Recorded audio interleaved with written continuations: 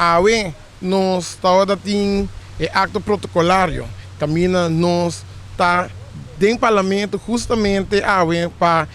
abrir o ano parlamentário novo, o ano parlamentário 2019 para 2020 e essa aqui está algo grande para não somente nós como parlamentários, mas é algo grande também para nosso país Aruba, para sobre o pueblo, tá o jefe do parlamento, tá pueblo a decidir qual parlamentário não vai estar sentar aqui dentro e pensei mesmo nós queremos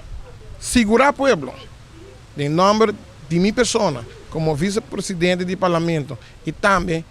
Wang Tyson como presidente do parlamento, que nós podemos segurar o pueblo, que nós só para manter a qualidade que o pueblo está verwacht de parlamentário não se comportar aqui dentro também, porque são 5 horas que o parlamento é o órgão de mais alto de nosso país e nosso prerrogativo está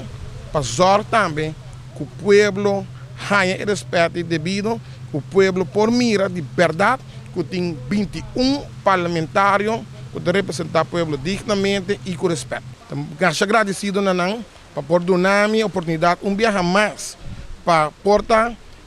suplente no momento que o presidente do parlamento não tem.